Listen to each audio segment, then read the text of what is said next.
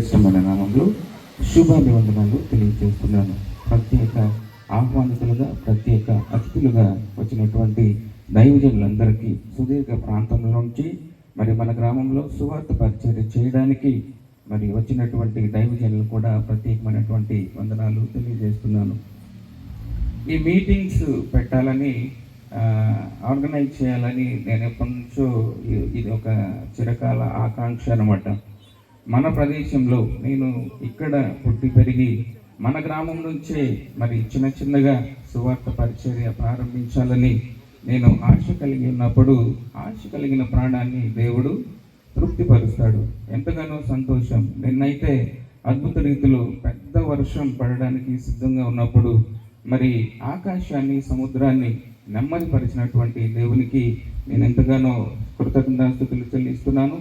దేవునిలో నేను ఎంతగానో సంతోషిస్తున్నాను. దేవుని యందు ప్రియమైన వారులారా, ఈ రాత్రికాల సమయంలో కొన్ని మాటలు మీతో పంచుకోవడానికి నేను ఇష్టపడుతున్నాను. దేవుని యందు ప్రియమైన వారులారా, మరి మనం అందరం క్రైస్తవులము అని అంటున్నాం. అవును కదా? అందరం క్రైస్తవులమేనా?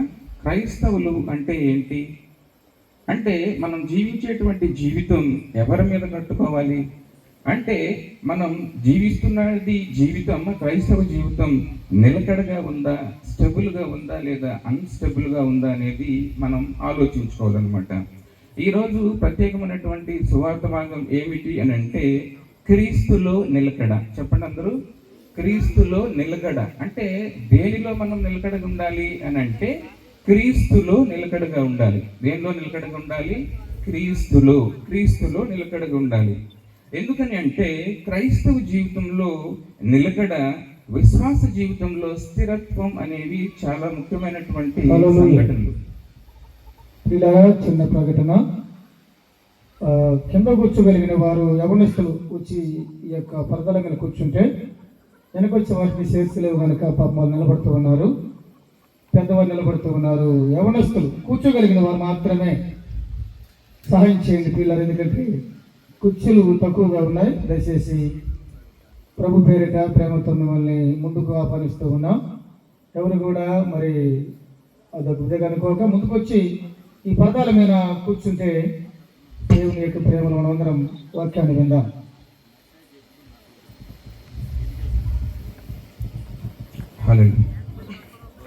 క్రైస్తవ జీవితంలో నిలకడ, విశ్వాస జీవితంలో స్థిరత్వం అనేవి చాలా ముఖ్యమైనవి. ఒక పక్షి ఆకాశంలో ఎగరాలంటే 2 రెక్కలు ఎంత ముఖ్యమో, లేదా చప్పట్లు కొట్టాలంటే 2 చేతులు ఎంత ముఖ్యమో, మరి క్రైస్తవునికి క్రీస్తులో నిలకడ అనేది ఎంతో ముఖ్యం.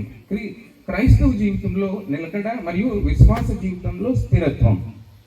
ఎందుకు ఇది నేను చెప్తున్నానంటే, ఒక ఇల్లును కట్టడానికి ఒక ఇల్లు కట్టాలంటే మనం ఏమేమి ఆలోచిస్తామండి? ఒక ఇల్లుని మనం నిర్మించాలనుకుంటున్నాం, ఏం ఆలోచిస్తాం మనందరం? చెప్పాలి, ఎవరు చెప్పండి.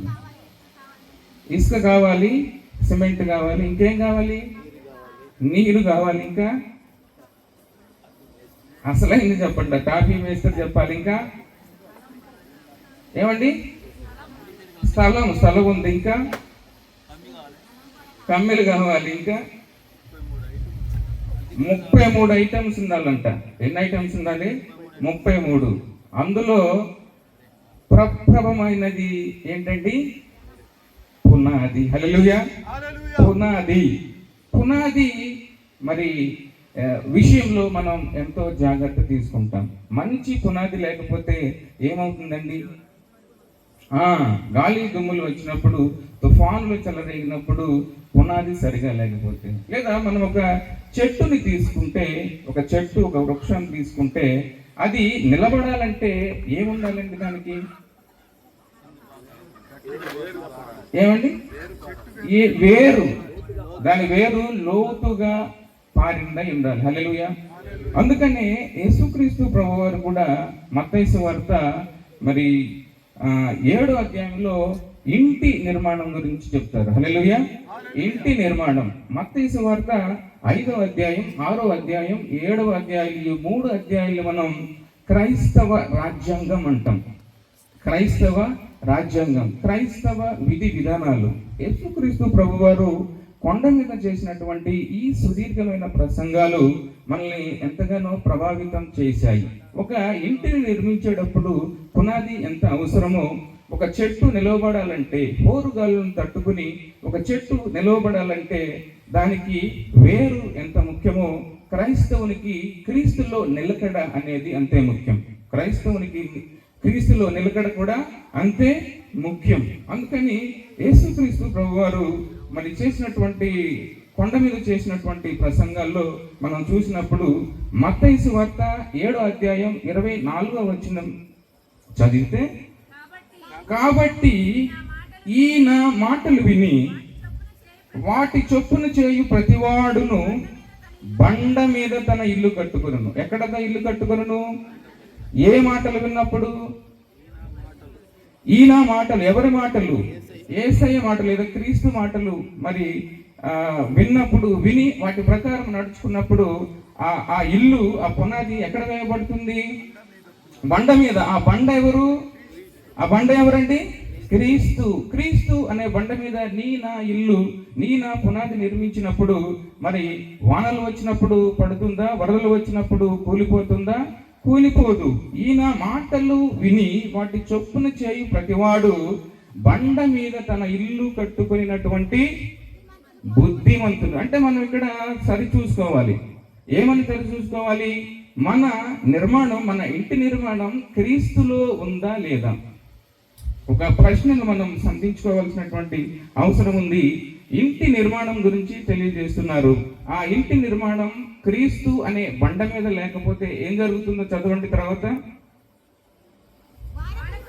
వాన కురిసెను, వరదలు వచ్చెను, గాలి విసిరి కొట్టగా, కానీ ఆ పునాది బండ మీద వేయబడిను కనుక అది పడలేదు. ఎందుకు పడలేదంటే ఆ బండ ఎవరు?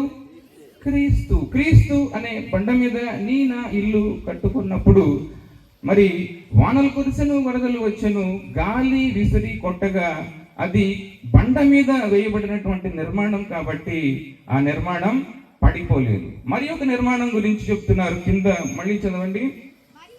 మరియు ఈయన మాటలు విని వాటి చొప్పున చేయని ప్రతివాడు ఇసుక మీద తన ఇల్లు కట్టుకొనిన బుద్ధిహీనుని పోలి ఉన్నాడు. హల్లెలూయా. బుద్ధిహీనుని అంటే మనం ఈ రెండు ఇంటి నిర్మాణాలు ఎందుకు చెప్తున్నారంటే, యేసుక్రీస్తు ప్రభువారు కొండ మీద నీ ఇల్లు లేదా నా ఇల్లు ఎక్కడ నిర్మించబడింది? ఒకవేళ బండ మీద నిర్మిస్తే ఏం జరుగుతుంది? లేదా ఇసుక మీద నిర్మించబడితే ఏం జరుగుతుంది? బండ మీద నిర్మించబడినప్పుడు ఏం జరిగింది? పడిపోలేదు. మరి ఇసుక మీద వేసినప్పుడు వాన కురిసెను, వరదలు వచ్చెను, గాలి విసిరి కొట్టగా ఆ ఇల్లు కూలిపోయింది. ఆ ఇల్లు కూలిపోయింది. ఇప్పుడు మనం ఒక ప్రశ్న వేసుకోవాలి. ఎక్కడ నీ నా గృహము కట్టబడింది? దాని పునాది ఏంటి? అంటే ఏంటి? నిలకడగా అంటే క్రీస్తు అనే బండ మీద నీ నా గృహము, ఇల్లు కట్టినప్పుడు అది నిలకడగా ఉంటుంది. ఒకవేళ నీ నా పునాది క్రీస్తు అనే బండ మీద లేకుండా ఇసుకలో ఉందనుకోండి, దానికి ఏమైంది? ఇంటి నిర్మాణం, పునాది అనేది చాలా అవసరం. ఈ రోజుల్లో మరి చాలా మంది జీవితాలు, మీ జీవితాలు కావచ్చు లేదా చాలా మంది నా జీవితమైనా కావచ్చు, క్రీస్తు అనే బండ మీద లేకపోతే ఆ యొక్క జీవితం క్రీస్తులో నిలకడగా ఉండదు. క్రీస్తులో వేరైపోయినటువంటి జీవితాలు మరి అవి ఫలిస్తాయా? క్రీస్తు నుంచి వేరైపోయినటువంటి జీవితాలు అవి ఫలిస్తాయా అంటే కొన్ని ఉదాహరణలు మనం చూస్తూ ముందుకు వెళ్దాం. మరి దీన్ని బట్టి పునాది మన నిలకడైనటువంటి జీవితానికి ఆధారము. పునాది మన నిలకడైనటువంటి జీవితానికి ఏంటి? ఆధారం.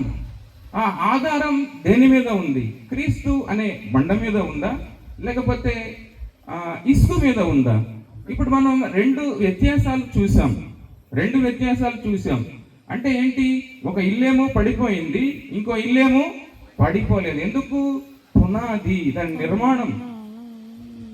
నిర్మాణం బలమైనది. దాని నిర్మాణానికి ఆధారం క్రీస్తు అనే బండ. మనం స్థిరంగా నిలకడగా ఉన్నటువంటి విశ్వాసులమేనా? నేను ఒక ప్రశ్నను మీ ముందు, లేదా నేను కూడా ఉంచుకోవాల్సినటువంటి ప్రశ్నే ఇది. ఎందుకంటే సేవకులకి ఎక్కువగా శిక్షలు ఉంటాయి. ఒకవేళ మేము ఫాలో అవ్వలేదనుకోండి, మాకే ఎక్కువ శిక్షలు ఉంటాయి. హల్లెలూయా. మరి మనందరం వేసుకోవలసినటువంటి ప్రశ్న ఏంటంటే, మన గృహము, మన జీవితం క్రీస్తులో నిలకడగా ఉందా లేదా? నిలకడగా లేకపోతే ఏం చేయాలి?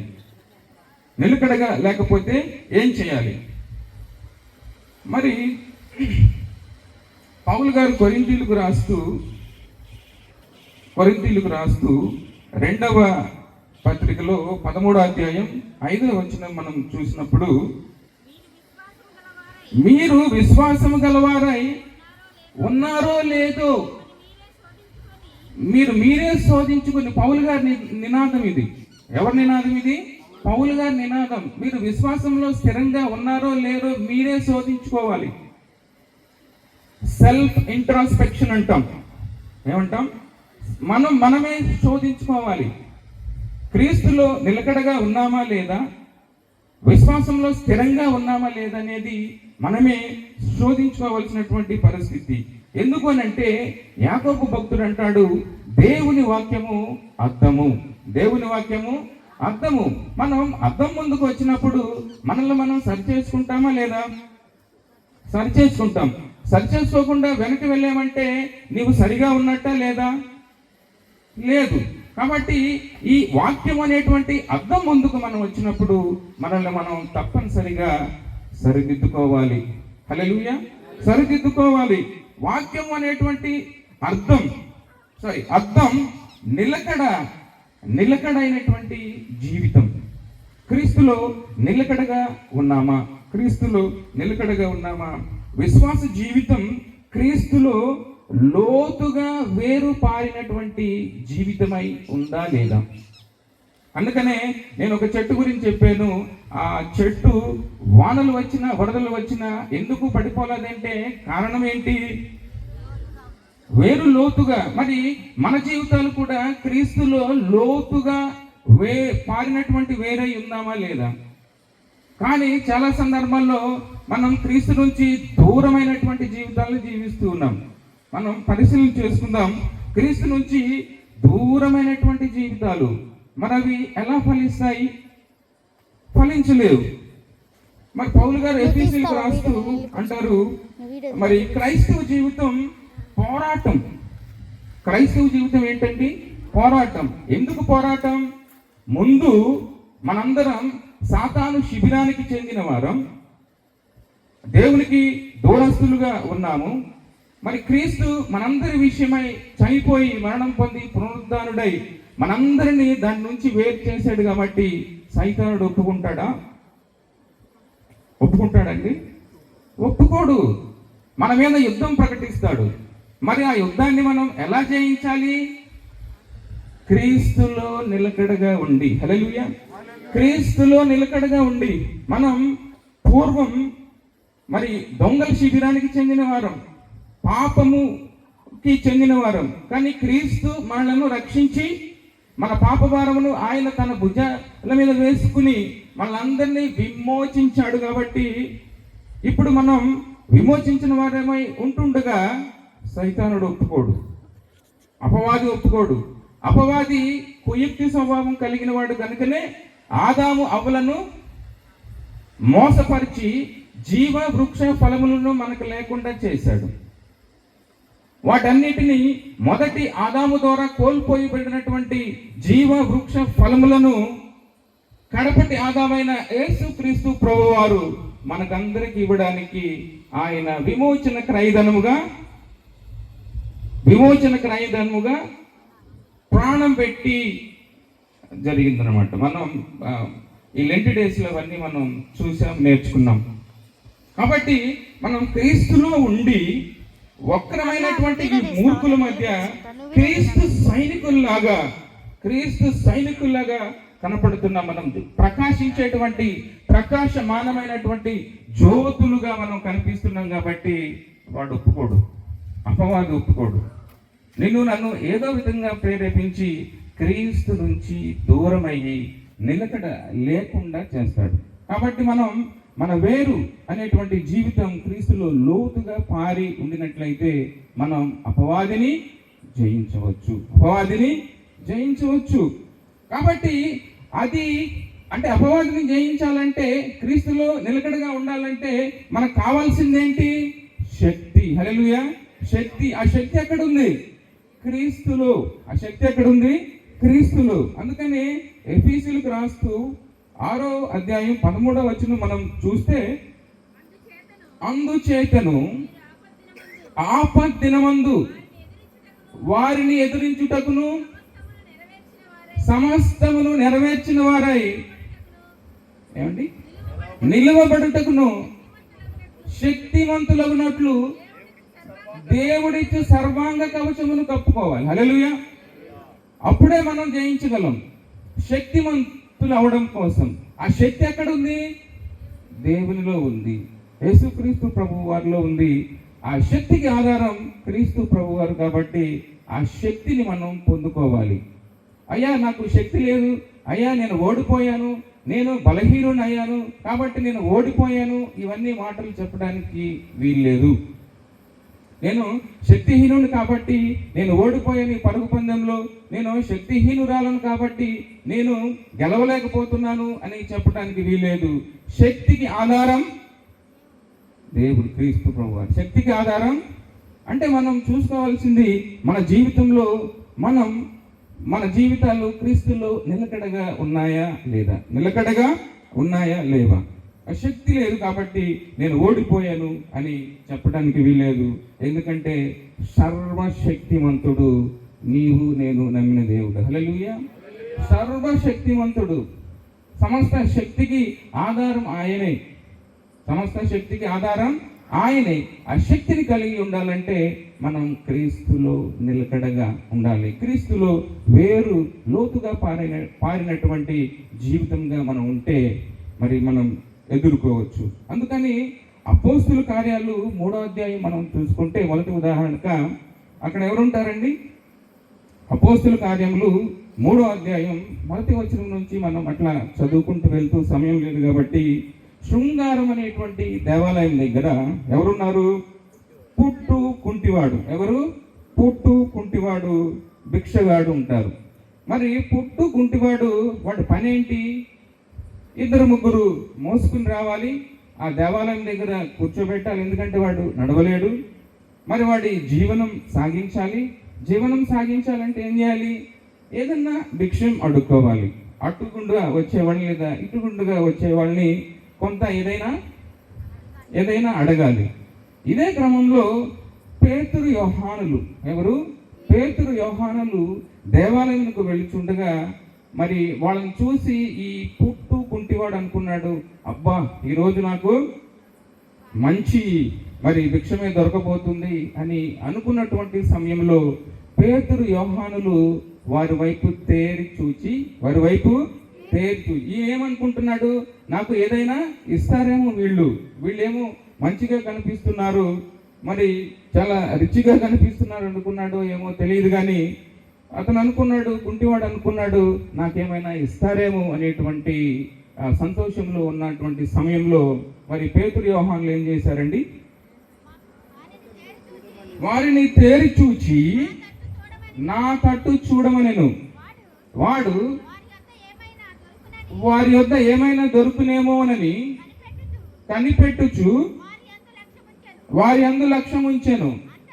అంతటా పేతురు, వెండి బంగారములు మా యొద్ద లేవు గాని మాకు కలిగినదే మీకు ఇస్తున్నాము, నజరేయుడైన యేసు నామంలో నడుమని చెప్పగా వాడి పాదములు చీలమండలను శక్తి పొంచుకొనెను. హల్లెలూయా. వాడి పాదములు అప్పటి వరకు ఎక్కడున్నాడు? త్రోవ పక్కనున్నాడు, భిక్షాటనము చేస్తున్నాడు, పుట్టు కుంటివాడు. మరి పేతురులో ఉన్నటువంటి యేసుక్రీస్తు ప్రభు వారి శక్తి మహిమ వాడిలోనికి వెళ్ళినప్పుడు వాడి పాదములు చీలమండలములు బలము పొంది వాడు దిగ్గున లేచి హల్లెలూయా లేవడం అనేది పాప కూపమైనటువంటి ఈ యొక్క లోకమనే నాశనపురము నుంచి లేవడంలోనే ఉంది మన క్రైస్తవ జీవితం. లేవడంలోనే ఉంది. అక్కడ నుంచి లేచి, చాలా మంది మనం లేవలేని స్థితిలో ఉంటాం. ఇప్పుడు లేచి ఏం చేశాడు? ఎన్ని మెట్లు ఎక్కాడో చూడండి. ఏమండి? నిలిచి నడిచి పరిగెత్తుచు గంతులు వేస్తూ దేవాలయంలోనికి వెళ్ళిను. హల్లెలూయా. ఎన్ని మెట్లు ఉన్నాయో చూడండి వాడి జీవితంలో.